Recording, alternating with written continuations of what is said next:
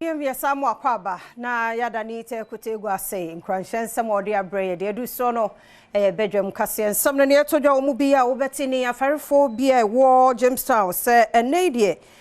epuya yasa biede ama wo mu omunya nam ne dodo se de nka etie no ye de honsem no ebebro na fei yasan akwakohwe afarefo yi anso ne afoforo bi nso ka ebra yetumu sede na wono akoni aba no etie eno ne nsem bi na no pay mede bro sa Adom TV Badwam kase wo share live wo Facebook/Adom TV Extra Go TV channel 119 DSTV 280 ko YouTube Adom TV Tube ko adomonline.com semwe ne nsema hodo bebre so egu ho anopai ma ho fade eye Majoy Trish wono adaroma ko Instagram ho atade yi ene bebre ka ho efe ne bo ne ye ena wono eton mididi afia amankwa tamaklo afia ne die mienti esere nsem ni chiremu no etie afarefo ya womo Jamestown se ene ya yebie eponomu ama womo no womo ehwe animu se enam ne de womo nya na dodo se de nke bia ewo honomo edada no nti womo experience ebiem yebie premise for no ayade aya ne ha wonwadwen pa eho nya no edren yamane boni prince o so asiedu etwaso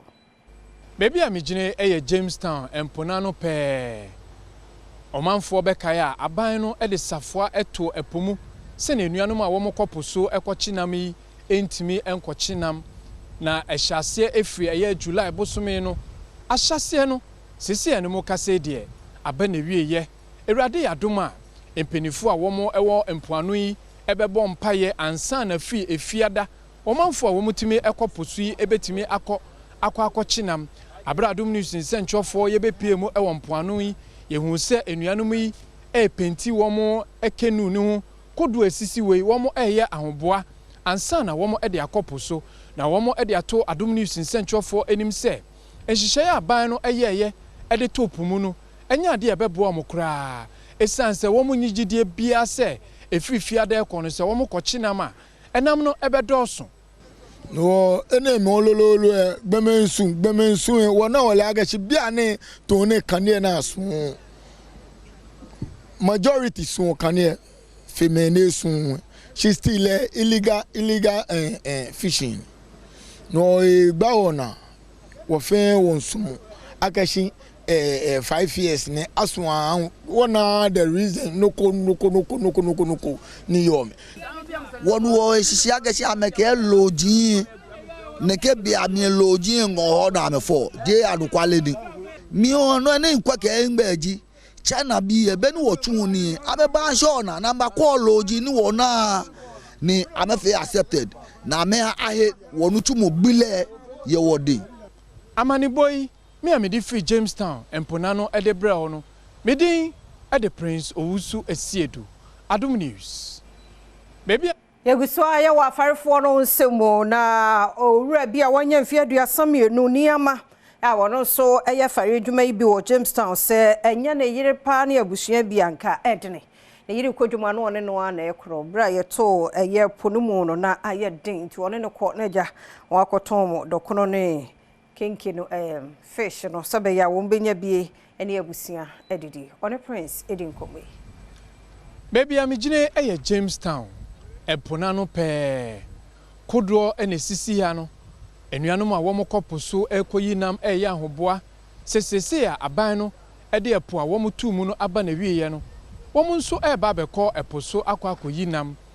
ni ama edi 32 years owo yerenom miensa ewo ma ensia wode ato Adom news nsentwofo enim se abra aban no eto epomu no woso a eye dokono ene fishi bi edisi na pempem edi ni yire echi ema womo kodwom ene mantem ahodo na ekoton ye sika onyan ana otimi ede hwe abusua lan kwale ga go de fe yan ya ntachiya sile na anu maye yo be de yuosin o nimba wo e ba ya je komi ya te min tele komi le tele kena mo ya ja anu wo ba ndo minna no ko fiofio ni iyo le wo fun akwo be bi na me ga sun lo ne ke komi ne ni ya ka mi nu ni ken ya ko mbi ba yam ni yele lo alo yam sukun ya lo men ni chumo no ba fe nesi ga anga ne ba na kan ko we kami sumo kele baya ni mi sumo le ngale ya comme telemo ke ya yin mu e mbobo ya nu jimi ni nga tele kena ni telecom ni ga yin na akpashi onua ono nso eka ho akopo no nso e de atodwa se wono nso ne yire e na bo ano e ma ni time ehwe ebusua chunoko na nga chunoko nye ka mama ba ko le mba ka nu ba me ba so ti abule le wona lo wo ye le wona lo wo ya me ke bi a school jino ni gba ona agati e ma ka wo ya wo si wo bi fin a school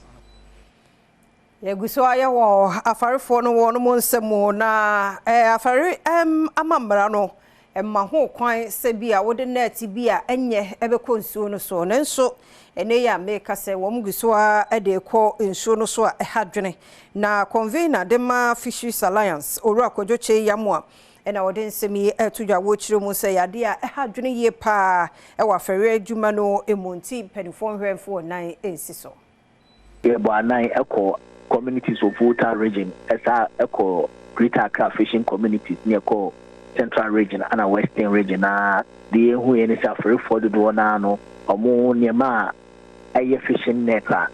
emranity ase niema kwa me mfa nkopo no bebre ne no na omo boabo no de akọ ebi ni mu no filament net aye rubber net a emranity ase me mfa nkopo afi so aye net a nani no enketenkete a aye illegal inti illegal mesh spice net a mesh spice ne enketenkete a do kopo a ebechiche enam no achiche ne ma a emanitia and also afare for do na akotutu bia omo ayeso omo de bekopo enti yenku ye no ye de ato aban ni se de be ya ebetimi ama eye emra no aye adwuma na bibia aye kama duma afi bia nso ye ka ho asem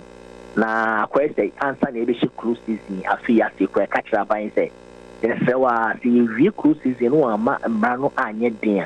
a ferifo no besa akopo akochi enam ni nyina menam no asa ai ababebia ewo international cruises ni ye nya so paso ye ba hu de robe bre kwa intino ye ba bebi season no se ye kwa bonten ye nkofre ene ye koyi ku nsampa mra na ye ka se aban hwe na emunya den no omu emmo aferifo no kokko like deterrence no entimi ankoso ama se no timi se ne mo de obekopo no Adom TV Badwam kase na oguso ehwe no na Franka Tunia bede akire mind DC amanyoko ye professor Nana Jane opoku adwuma na wode na pro akopie mu ewo mfimfini mantemu na ene eswani so ka kire enwuma wo mo bohia no oba no a yenko nia esiye oba na ekọ ye beto ama no ya bre ya kwakoto ade kura ko bi we kura na ye beto a first year 25 cedi 6 year 20 cedi ada na o man mu ya sa sisi ono na ekọ ya twimu tan ono na ekọ enisi na ekọ afie ye die sense dumpo ne de to nyina ma na ye ke de be bom ato na so ba ko si o de be di kunim e wo wiase afa na nyina ne ya bre adan na was adan afie ye di si die godogo obana na ekọ obana no edupo de menka na yezuza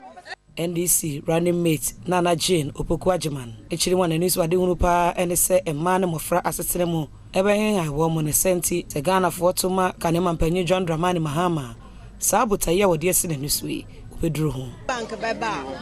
sa bank no beti emma na se yentimi nko bank kese adan yentimi nko wu ko ye bekasa ko forward 9 papers bra sabe yensuso yeti ebusu afie enti yentimi yanko a enkofa papers san de kwa akote wu ko oso ko fa asase bra asase nsu ye ni bi oso ko fa ejapade bra ejapade nsuso wan hwa na ye na enta enya bi enti se ehwe bank o ti ase ohun sesa no ma ne enya bi ma enti anu nti ma ye hwe yan ana ehwe esa sabi adwuma ye no eso nkoda so eso efie so eso abofu ebusian so eso baby a intese ye hwe se kwan ba ne be fa so a yesu su ye benya busia kakra esi hu no da foma na bi kwan si hu ko na so o te kakra de ato hu no no enti no ko ye no waka wasa ye di ama ya ka cho se se ma 10 million na Kane Dwamtinani de People's National Convention PNC Bernard Mona say Nady chairman or the atoho ne mo pese to Franca de PNC amanyukuno. As we look forward towards Ghana at 100 and the African Union's agenda of 2063, we need a new direction. A new direction offering clear hope and a future for our country and our continent. We need a new leader that comes with honesty, incorruptibility, and committed to the future of our youth. And we need a new Ghana, a Ghana that is professionally managed and law-abiding and inclusive. Many first-time voters are disillusioned with the current leadership, which has failed to meet their expectations. The Bernard Ambatayla Mona leadership offers a new and necessary direction for our country. My commitment to honesty, discipline, and excellence has shaped my political and personal life. My experience in various leadership roles has prepared me to lead Ghana effectively. As the national youth organizer of the PNC, I established networks to build pipeline of activists and leaders. As General Secretary, I ran an effective party secretariat that helped secure members of parliament for our party. Serving as secretary to the Kwame Nkrumah Centenary Planning Committee, I contributed to organizing events that highlighted Ghana's legacy and attracted the African diaspora. National Security Minister Robert Kandapa said, "Nay, Hanibebre, Wojidi Ayenie, wo judiciary, Jumano emu, Nitichu Pane, ye bobo yehu akwa bano, Hana Juni Yepa, Munchemu, any."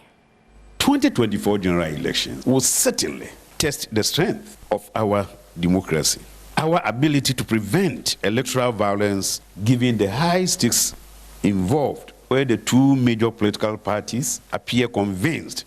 about their prospects of emerging victorious. That obviously creates a security challenge for me where I sit. We may, for the first time, experience a situation where none of the major political parties will be willing to explore the courts to address their grievances. And indeed, I've heard some senior people in the political space saying that they have lost faith in the court's ability to address their concerns when it comes to elections. And that's caused the need for us to build a robust and transparent electoral system where results coming from same will be acceptable by all parties as a way of guaranteeing peace before, during, and after the elections. This can create a situation that can set the stage. Gender activist, our Saye leader, People's National Party, Janet Nabla, the Nia Japa, war affirmative action bill, no, as say, Embrano, and Nia Jahu, Munchimu, any. Nay, me de papa, me journey call parliament, and na me wo party office ha, and na omuka as parliament pass affirmative action bill into a law. Into me journey call parliament and I make call almost a year and since 1986 and I call Sidao I call make some promises yentime and fulfill it and every Sidao diba Beijing or once we make promises yentime and fulfill it and a year wa millennium development goals CCA na bill normal passing. Inti me pese minda parliamentary, although first chia me the international bodies because omune pushy parliament to the extent say they were threatening sanctions against them. Say omoba Geneva, they won't give them any vote. They will no longer vote unless they pass the affirmative action bill. ena EU nsusu ena omo keka ho human rights advocates and women NGOs omo ye this omo di pressure di to omo so ena sisi an omo be pass affirmative action bill no enti de mi be kan say ye parliament asi bill now sign pass we. Now we are waiting for the president to append his signature. That's not all. We need to implement it. Yenye no sona Adom TV Badwam kase na hana bema kwan na no pay ye de asiase dan koma wo so je brehye koso na ne entena ne ye de won krata no de ba ne ene online de wadaroma ye de toso ye basisi ayenche